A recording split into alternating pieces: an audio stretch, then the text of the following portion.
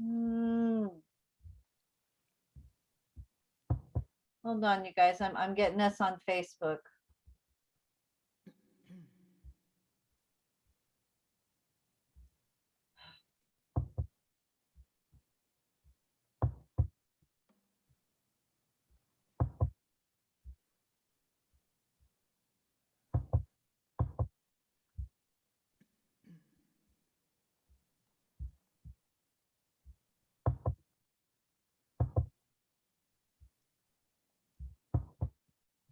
Sorry, hold on. I thought I lost you entirely. I thought the screen was gone. Okay, one more time. Live on Facebook. Maybe if I talk my way through this. It doesn't, I don't want to be on my page. Cancel.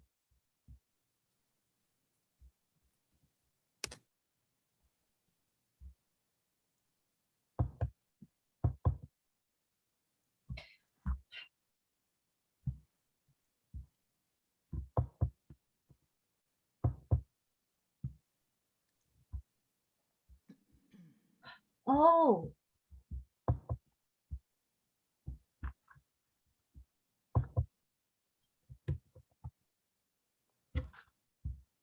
hopefully everybody's finding their way in and we will get started in just a second. But what I'm doing here is I'm opening the Unity Stockton page because I think the problem was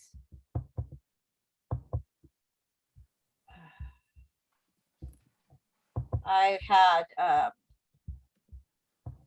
my Facebook open. Okay, one more time, and this time it's going to work. Live on Facebook, and it is going to, okay.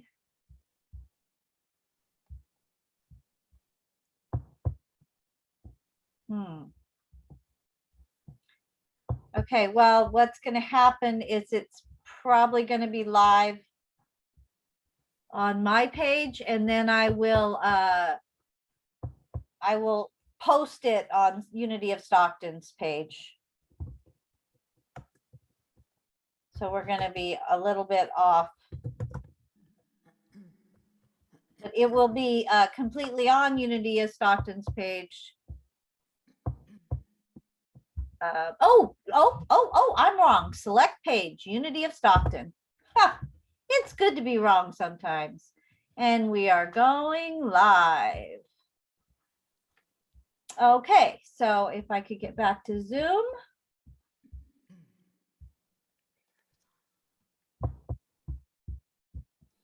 Oh, I'm having difficulties this morning. But I found you guys. You can hear me. Okay.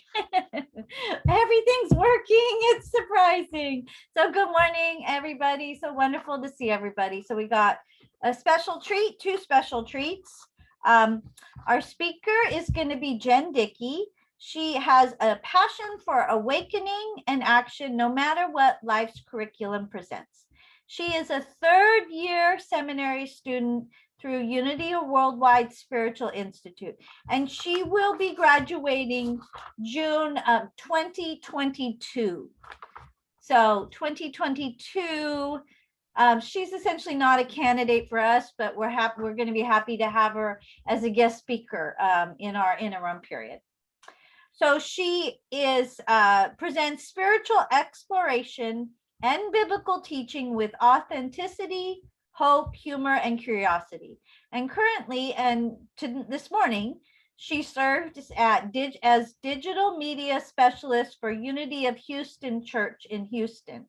So she already did a Unity service and is coming to speak with us. So Jen will be our speaker, but before and after Jen, we're going to be getting to hear from Heart Dream, which is a special treat. Of course, we remember them from in person. Heart Dream is Steve and Mirabai Bangs. They're a husband and wife new thought musical duo.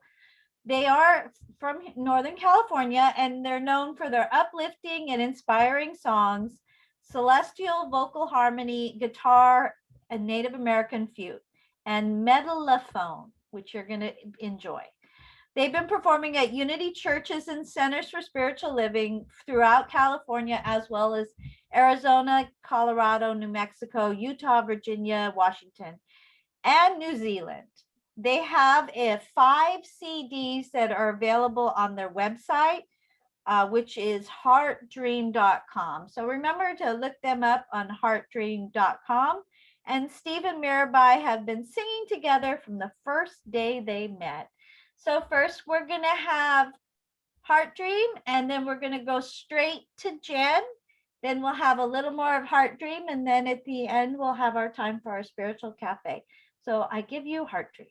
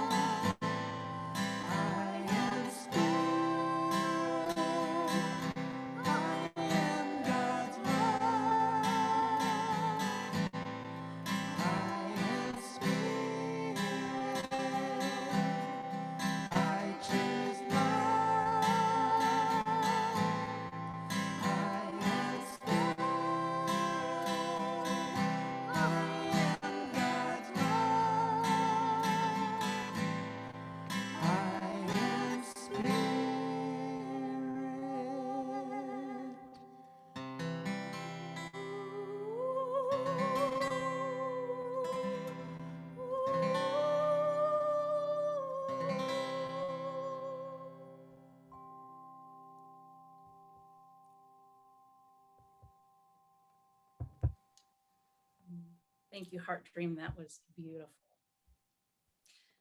So it was a hot summer day in Houston, Texas, and no one was more excited than 3-year-old Carson. They had just moved into a new house that had a swimming pool. Now, he had only gotten to go to friends' houses and swim a little bit. He was still learning, but he was excited to go out. So he went out with his father and splashed around a little bit. And he had this idea that I want to jump in.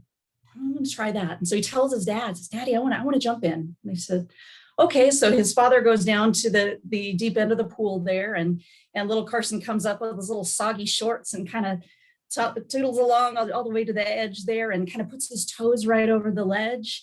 And he looks down and his eyes get kind of big, and his father extends his arms and says, okay, Carson, come on and jump. And Carson looks down and goes, no, change of heart. And so he says, come on, I know you can do this, Carson. I believe in you. And he's just like, nope, can't do it. Nope, not going to do it. Nope. And he says, okay, Carson, I want you to take a breath. And we're going to count to 3. And at 3, you're going to jump into my arms, and everything's going to be fine. So he kind of starts to bend his knees a little bit and get ready. So Dad says 1, 2, 3. And at 3, Carson's able to leap off of the edge of the pool and jump into his father's arm, who picks him up and lifts him up. And Carson squeals with delight, saying, I did it, Daddy, I did it. He did it. Carson made his first leap. So what changed? Well, it wasn't the depth of the pool, and it wasn't that his dad was there, because he was there the whole time. What changed for Carson was his thoughts. So today, I'm inviting each of you to stand with me at the edge of that pool and to take a faith-filled leap into consciousness, leaving the ledge and submerging ourselves in the power and the presence of God at work in our lives. So in other words, we're getting ready to let go and let God. And the first thing we need to do in order to do that is we need to know that clinging to our limited beliefs ultimately do not serve us. Now, there are perceived benefits of holding on to those beliefs. There's a sense of safety and of comfort. I don't have to be vulnerable. I can just kind of play it safe.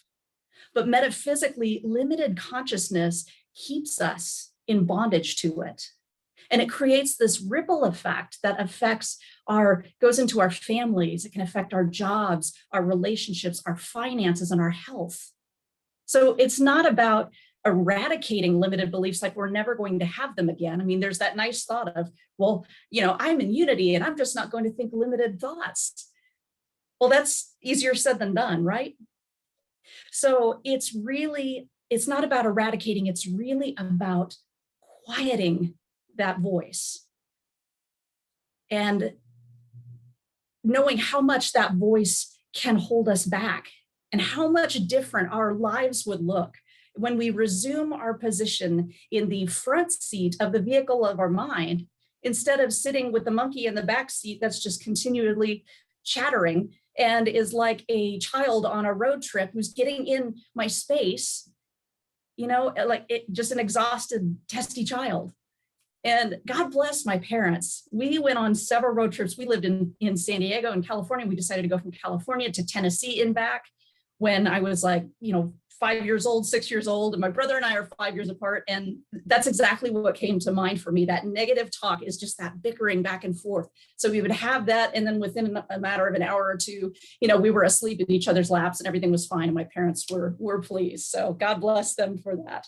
But whether we're in the front seat or the back seat, we're not alone. In unity, we believe in one power, one presence, active, alive, and available in the universe. And that's God. And because we are created in God's image and likeness, we cannot be separated. We cannot be separated. We have a perceived sense of separation, which comes from our limited thinking. But when we release that, we remember that we're already home. We're already whole. There's more to our story when we stop clinging to a false narrative and prolonging that. When we let go, we let God. So we know that our limited thinking there doesn't ultimately serve us. Second, we need to know that our power unleashes our divine potential. God's presence is in us, through us, and around it. And when we know this, we can let go of fear and trust the power of God within us. And what changes in our life when we trust that power and we start living from this truth? Everything changes. I will share with you that I am the last person on the planet that I envisioned becoming a minister. And I met with a dear friend of mine, and I had what I called my spiritual coming out. As if coming out the first time wasn't enough fun, we're going to have a spiritual coming out now.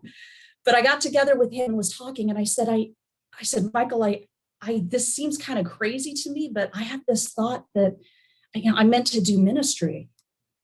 And he just smiled and said, we're glad you finally see it, because we've all been seeing it for a while.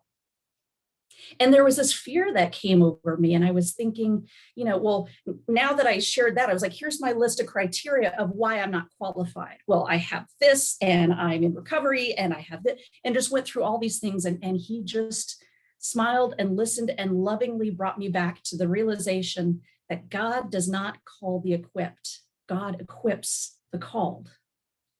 And so he taught me through his mentoring, he taught me how to quiet that loud dialogue, to trust the divine author of my life with my life.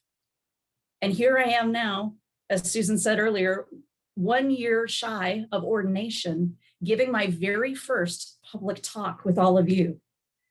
And what an honor that is. Everything changed when I trusted the power of God within, as is true for all of you. And you may think, well, Jen, you don't know my story.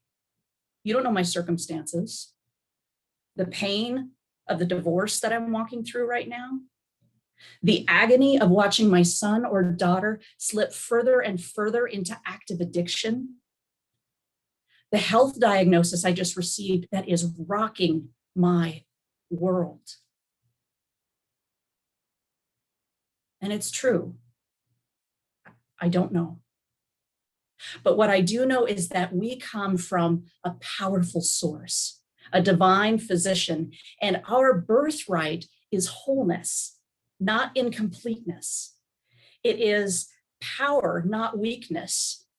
Our thoughts and fears and doubts and limitations may speak of our circumstances, but they do not speak of us. So you can have both fear and faith. You can have humanity and divinity. You can feel like you can't see your way out of something while clinging to Jeremiah 29:11. For I know the plans I have for you, declares the Lord. There's space for it all, and there's purpose and direction in all of it. And what I want you to hear is that there is always more to the story. When we let go and we make the powerful and intentional decision to let go and to let God. Third, y'all hanging with me so far? All right, very good, very good. So third is that ease is a choice that is available to us at all time. I have to tell you, I got to this point in writing my talk and outlining it, and I thought, okay, ease is a choice. That's the third point that I want to talk about.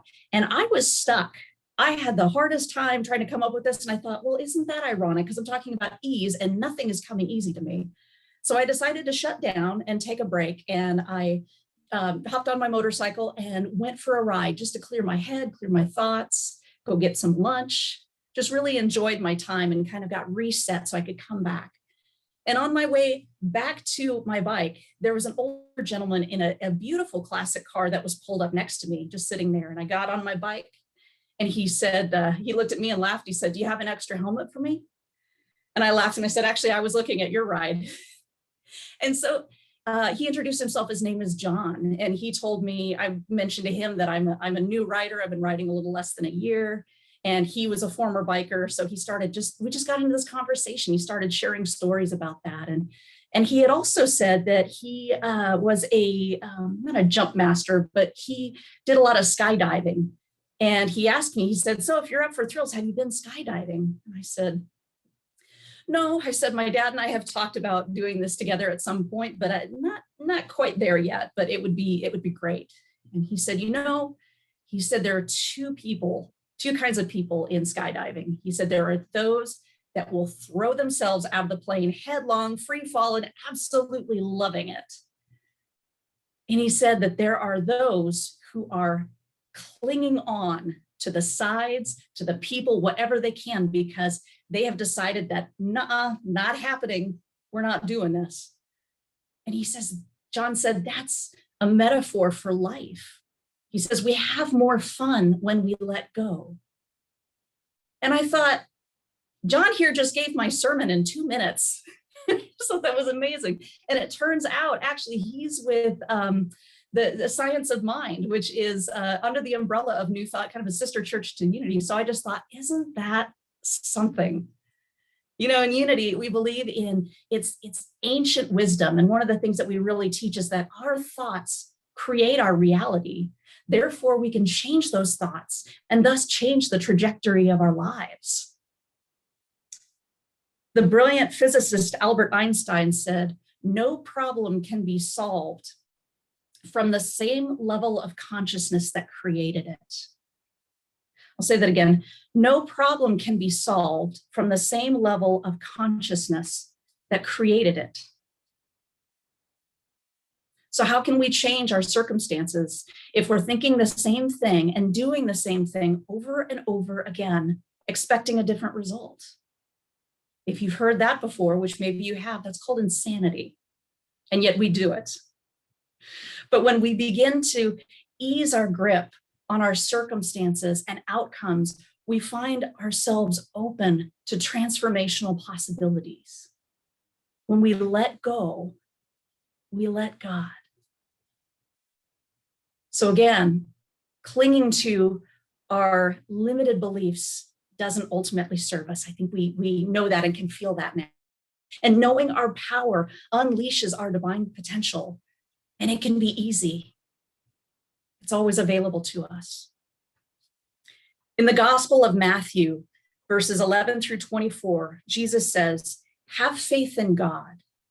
Truly, I tell you, if you say to this mountain, be taken up and thrown into the sea, and if you don't doubt in your heart, but believe that what you say will come to pass, it will be done for you. So I tell you, whatever you ask for in prayer, believe that you have received it, and it will be yours. Whatever you ask for in prayer, believe that you have received it, and it will be yours. So what is the mountain in your life? What are you being called to boldly, where are you being called to boldly step forward into this field of divine potential? I invite you this week to pick your favorite person or pick someone that you know and trust and share with them what that mountain is. And be blessed by the gift of them holding space for you, that they can carry that vision. Can it be scary? Yes. Can it be exciting? Yes. And can it be easy? Yes. Go move those mountains. Leap from the edge of the pool like Carson. Trust fall into the vastness of the divine and awaken to the new beginnings that come when you let go and let God. And so it is. Amen.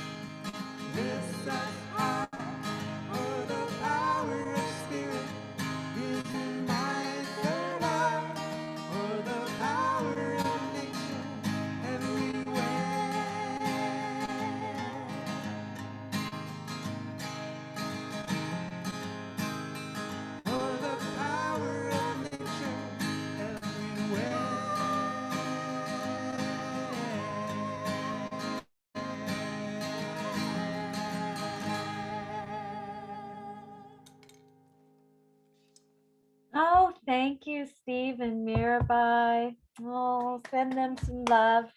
Remember, check out heartdream.com because you can get their CDs.